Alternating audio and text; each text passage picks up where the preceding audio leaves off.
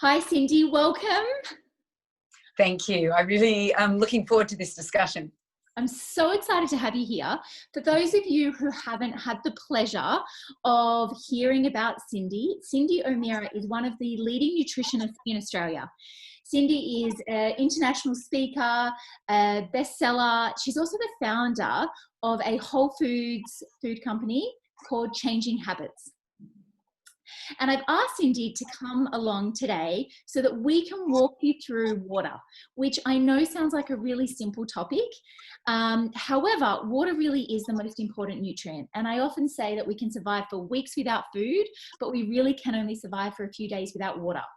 And so once you start increasing your water intake and you're hydrated, then it's kind of like we're opening a can of worms, because we start to talk about different aspects of water, including water quality. But I really want to pick Cyndi's brain today a little further around how the body has the ability to produce water. So I'm going to hand on over to you, Cyndi. Yeah, it was really interesting. I, as a nutritionist, and, I studied 40 years ago, we were told, oh, you should be drinking 3 litres of water a day. And I could never push it in. I couldn't put 3 litres in. I couldn't even put a litre in. I really struggled with the whole water thing. And I read a book back in the 80s, and it was called Mutant Messages Down Under. And it was about the Aboriginal people. And they said, white man guzzles way too much water.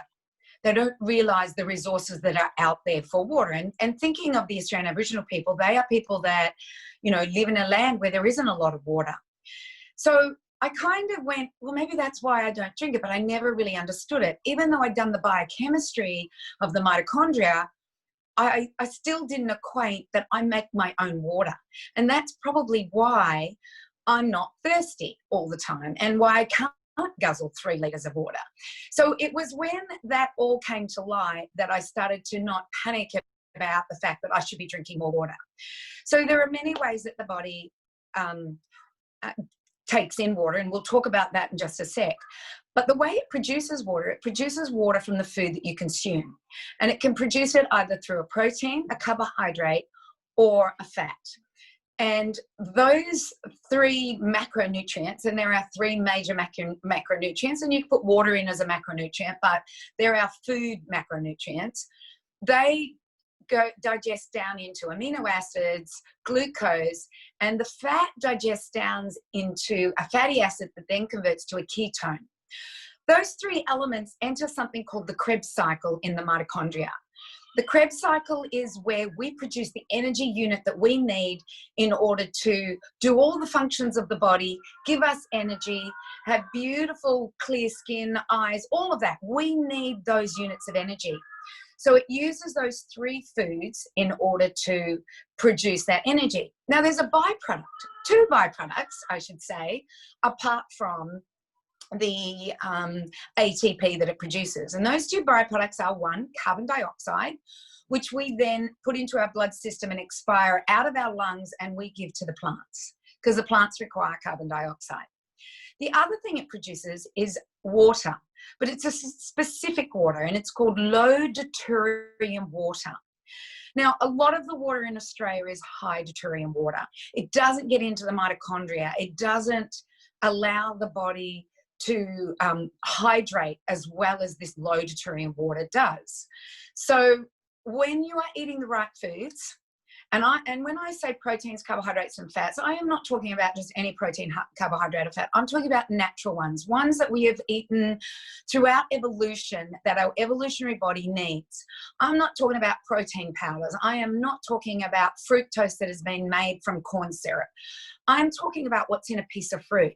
Because in that piece of fruit, in real food, not margarine, but real food, not, it drives me nuts when people look at nutrition in what they call in nutritionism, which is looking at the components of food as opposed to the vitalistic approach to food. So I'm a vitalist. I look at the whole food. I don't say butter's bad because it's got saturated fat. Not that I believe saturated fat is bad. What about the other 50%? What's in that? So we make our own low deuterium water. Considering Australia is very low in low deuterium water, it's a benefit for our health to produce our own water. So that guzzling of 3 litres a day would be a reason to do it if you're eating breakfast cereals, low-fat milk, margarine, toast, pasta, plastic cheese. You might need to drink that water because you're not going to be able to produce, number one, the energy you need to produce and therefore have the byproduct of low deuterium water. You can also buy low deuterium water. Just trying to think. It usually comes out of mountains and out of springs, this low deuterium water. So deuterium is an analog of hydrogen. So water is H2O. And yeah, it's an analog of hydrogen. And so it means that it's low in that analog. So that's how we produce our water. So it's food that allows us to produce our own water. Yes, we will need to supplement with water. It's like anything, you know, you need to do some sort of supplementation. But I'll sometimes find that if I've eaten like this my whole life. I can go all day without even thinking about a glass of water, as long as I'm eating the right foods. But then my body will give me the cues. So some of the cues that your salt water balances out is that you might get red eyes. They might start to water. You get a bit sniffly. You start sneezing a lot. That's a histamine reaction. And often it says, your water salt's out. You better take some water and some salt.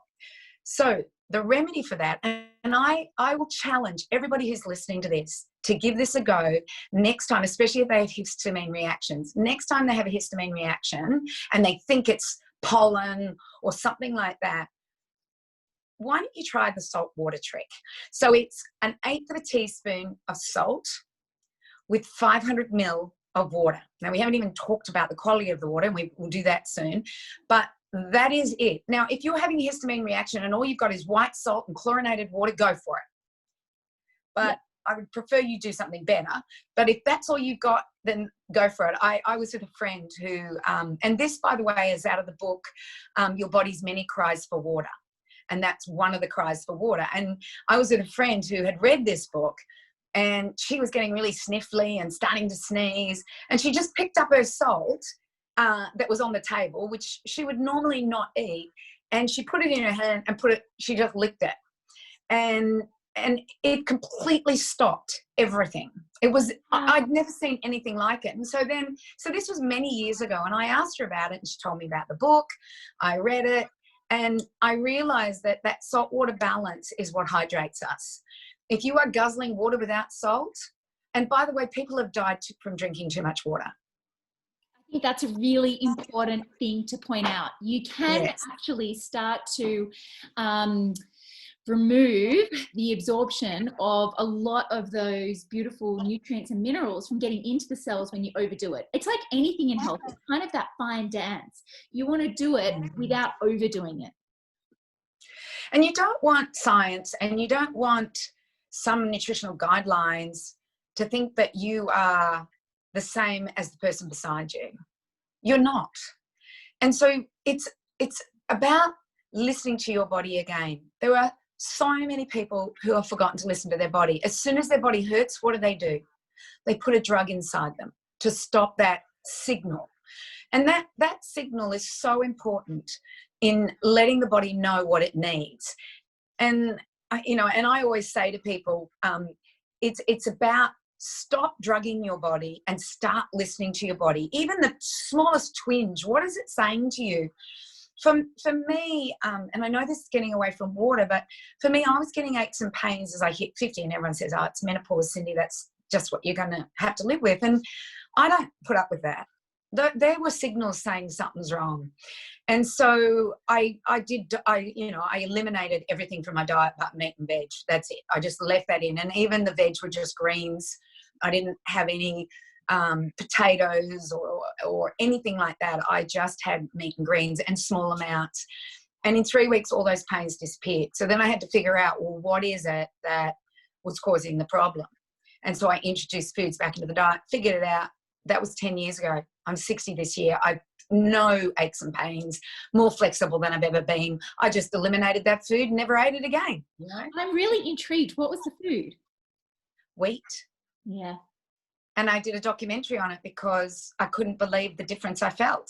And it's called What's with Wheat. If anybody wants to go and look at it, just go on, you know, just go online and you'll see What's with Wheat. So, you know, let's look at the quality of water, because I know I always go off track. I'm sorry. No. Yeah, I get really passionate about wanting to spread this information to people, giving them a better way of living, a better way of life, a better life. Because when you're healthy and full of energy, nothing can stop you. It's just this constant bounding fun that you can have. But when you're the opposite, it's no fun. And we don't want people to live like that. And I love what you said before. Just because you're approaching a certain age doesn't mean you need to accept a level of health. That's not good enough. You know, we all deserve vitality. And so I think that's a really important point as well. So often it becomes the norm to feel stressed and fatigued and have skin outbreaks. And it's only when you experience living in a way that is like truly healthy that you can acknowledge that that's not how it's meant to be. Exactly. And the sad thing is that you can go to your doctor and you can have an allergy test or an intolerance test or a celiac test for wheat. And they'll say, no, you're fine, you can eat wheat. But you know, when you consume it, you don't feel good. So why consume it? Or it might be a carrot that's not making you feel good. Or, I don't know, listen to your body. You know, that's the most important thing. And I also think what you're doing, Olivia, is educating step by step and having an education and understanding what the food industry is doing to our food, what the water board is doing to our water. That's even, you know, to me, if you don't have clean water, I will not drink tap water. Even if I'm thirsty, I'll go and eat an apple. Let's talk about that. Yeah. Let's get into the quality of water. Okay. So once upon a time, you know, because I'm a historical person, I like to look at history. Once upon a time, we used to drink water that probably rippled over rocks, and it was purified with the sunshine and all of that. You know, that's how we drank water. And it didn't have dioxins in it, and didn't have glyphosate in it, and didn't have all of these agricultural chemicals or plastics or anything like that. So we drank pure water. So in my way of thinking, you can either let your kidney tubules and your liver and your blood vessels and all of that deal with what you're shoving into your body in the way of disgraceful town water, or you can get a water filter. So let's first look at what's in our town water. Number one, they are not testing it for chemicals. So glyphosate is the largest, the herbicide that is sprayed the most in the world. It's in waterways, it's water soluble, it's everywhere. So I would say most town waters these days will have glyphosate in it. This is a broad spectrum antibiotic. It's a chelating agent. It takes minerals out of solution. There's probably other chemicals that are in it. There's plastics probably in it. There's microplastics. And all of this will be in your water supply. Then that's just, the government doesn't put that one in, you know, or your town council doesn't put that in. But then what they do is that they add chlorine to it. So the chlorine is added to it to kill all the bacteria. So you are 90% genetically bacteria. So you're drinking water with chlorine in it, decimating, and glyphosate, which is a broad spectrum antibiotic, decimating your beautiful microbiome. So it's got chlorine in it, and the chlorine's there to make it so-called safe. And the other thing they put in it is fluoride. So, you know, there's a lot of controversy about fluoride, but in the States at the moment, there is a court case going on that fluoride is toxic to the human body, and we need to take it out of the water supply. And Robert Kennedy, who also was one of the lead solicitors in the glyphosate Monsanto law case and non-Hodgkin's lymphoma, is fighting this battle. He fights for our rights. I adore him. He's such an activist. He's a lawyer. He fights for our rights. And he right now is trying to get fluoride out of the water supply in the US. Once it goes out of the US, hopefully Australia will listen. Well, I'm not waiting for them, and I never have. So for that fact, I make sure I have a water filter that filters out chlorine. Most of the fluoride, the one I've got at the moment, the guy said to be 99.5%, Cyndi. And I change my filters every year. So I have a 5-stage water filtering system that is under my sink, and I really should have one at the beginning of my house so that my showers are clean. But I haven't done that yet. What I've done at the moment is that making sure all of our water that we cook with and we drink and give to our animals is completely clean, and then we remineralize it with rocks. So you can buy some water filtration systems that are above the sink. There's some really good ones out there. I'm trying to think of the one that I really love. And I buy the glass one, not the plastic one. Kayazan. Maybe I'll get that information for you and let you know, and you can give it to your people. And there's the ceramic pots as well, which can be useful if you're like in a holiday house or something like that. You just pick it up and take it with you. Yeah, good thinking. There's all new ways of doing it. And if you're worried about, bacteria, if you're like, I hike a lot, and I've been hiking since the 80s through wild places. I never take much water with me. I always like to walk where there is water. So I'll fill my vessel up with water, and I never had filtration systems. I had nothing. And I used to put iodine in it, wait 30 minutes, and that iodine would kill all bacteria. So, and then I get iodine as well. And remembering, chlorine and fluoride and bromide are halogens. Halogens are the same as iodine. Iodine is a halogen. So if you're drinking chlorine and fluoride and milk, because the milk has bromide in it as a result of them, they clean out what do you call them? The tubes where the milk goes through. They clean it with bromide. So it used to be iodine, but now they've converted it to bromide. So if you're drinking milk and the water, you have 3 of the halogens that will compete with iodine, which will cause thyroid issues, metabolic issues. Every single cell in your body needs iodine. So there is like 90% of Australians now are deficient in iodine. Iodine deficiency is through the roof, and it's no wonder. Yeah. And it's because of our water supply, because number one, it's just displacing iodine. So iodine just kind of gets peed out because it won't go into the receptor cells. And every cell, like I said, in your body needs that iodine in the way of T3 and T4 and reverse T3 and T1 and T2, which are our thyroid hormones. So I think, to me, water is the most important thing. One more thing on water that I want to tell you the magic of water. So there is a doctor by the name, he's a professor by the name of Dr. Chris Exley, and he's out of, is it Keele University? I'm pretty sure it's Keele University in England. He has been studying aluminium in living systems for 30 years. So you could say he's a bit of a specialist on aluminium. And he's noticing that aluminium is definitely in the brains of kids with autism, with Alzheimer's, adults with Alzheimer's, early onset Alzheimer's. He's also seeing it in multiple sclerosis, Parkinson's disease.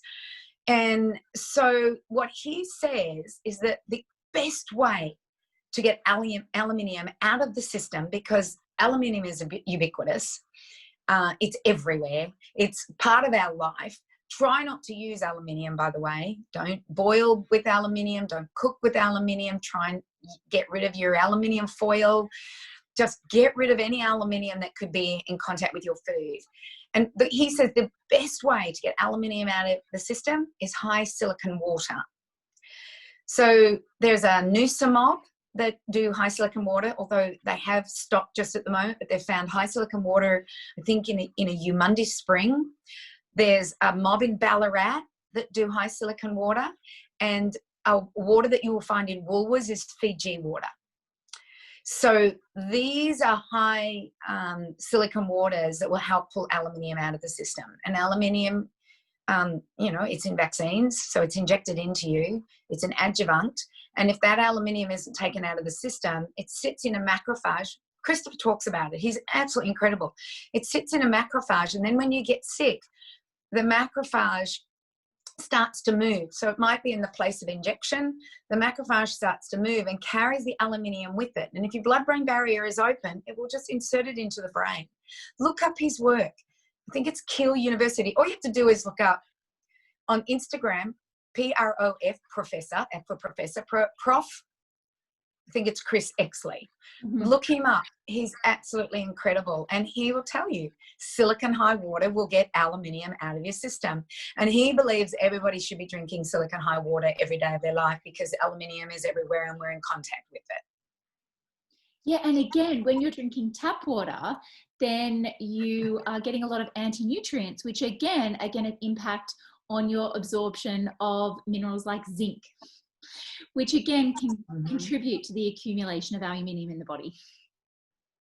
Exactly. There's just, if we could just imagine nature, and if we could just take ourselves back even 100 years to what foods we make, maybe even we go back quite a few hundred years, and not industrialized foods. I'm talking about our hunter-gatherers, but our hunter-gatherers, remember, their diets were very, very vast. So if we look at the Pacific Islanders, who were hunter-gatherers, they ate fish, coconut, sweet fruits, and root vegetables. That was their diet. But if you look at the Hudsers eat meat and veg. If you look at the Inuits eat blubber and protein. If you look at the Himbers that are in Namibia, they eat dairy and meat with a little bit of greenery if there's any greenery in the desert. So when I say hunter-gatherer, I'm not saying, it should be exactly how the paleo diet is said to be. It's about looking at the real foods, looking at what our water would have been like, looking at how we would have woken up. So we would have woken up and seen the sunrise. We would have spent more time outside than we do inside. So sunshine's important for vitamin D. If you are not getting your vitamin D, then you're not going to be sleeping right. You're not going to be healing right. You're not going to, and if you don't have enough cholesterol, you can't make vitamin D and you can't make your hormones. But I like to say to people, think of how we used to live. We slept probably from the time the sun almost went down. Maybe a fire would have been in front of us to have red light around you. We slept. We woke with the sun. We went outside. We had time. We were outdoor people. We are an evolutionary body living in a very modern world.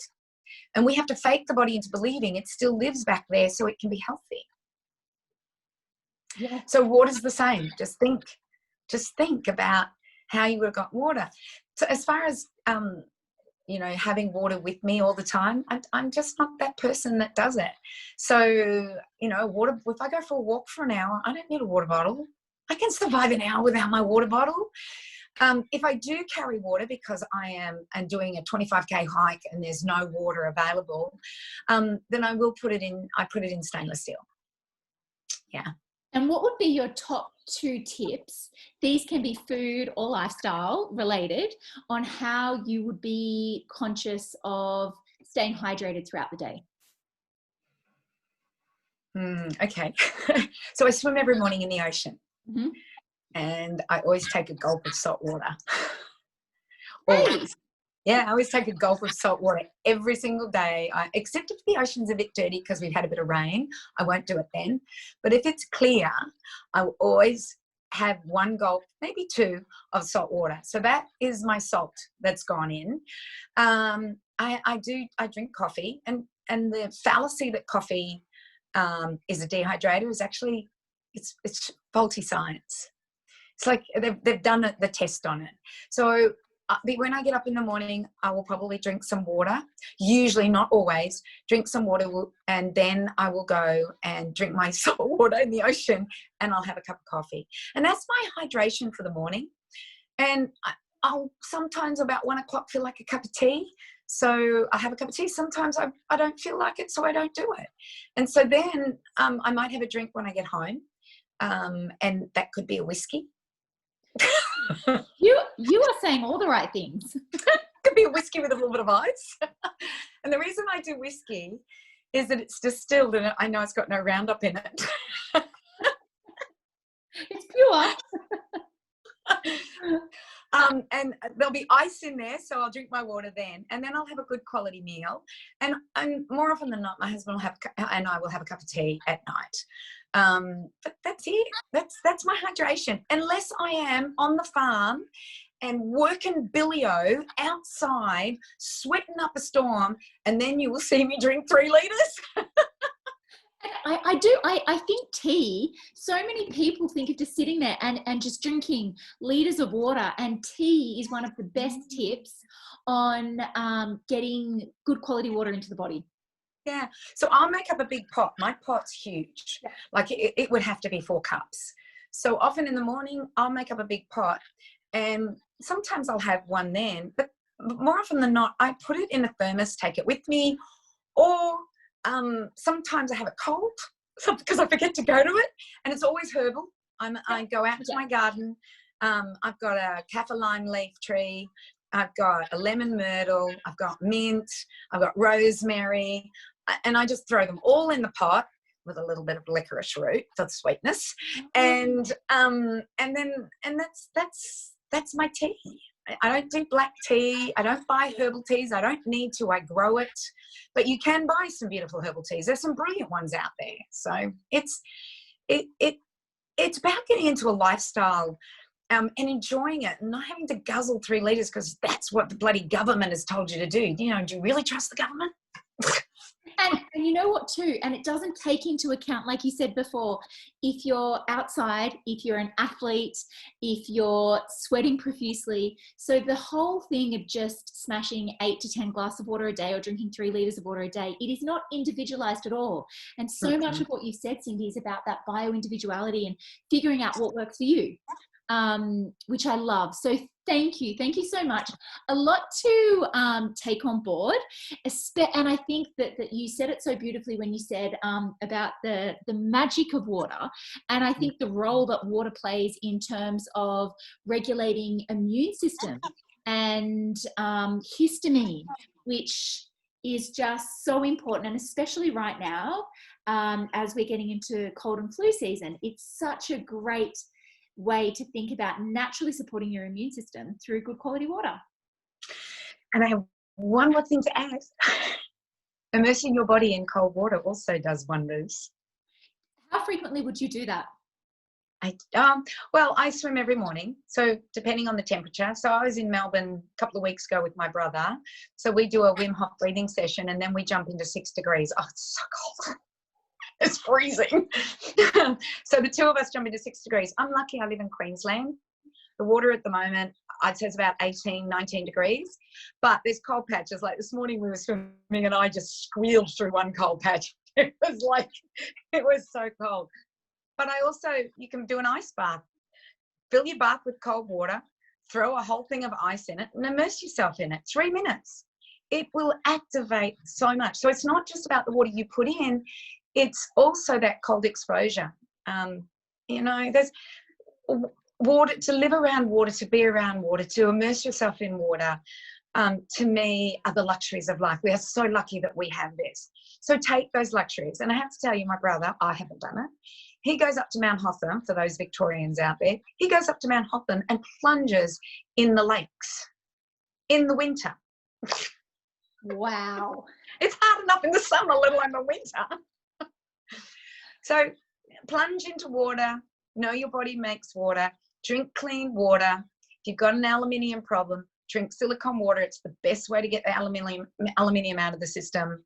If you've had a vaccination, I would be drinking Fiji water for the next 3 months just to get that aluminium out, you know?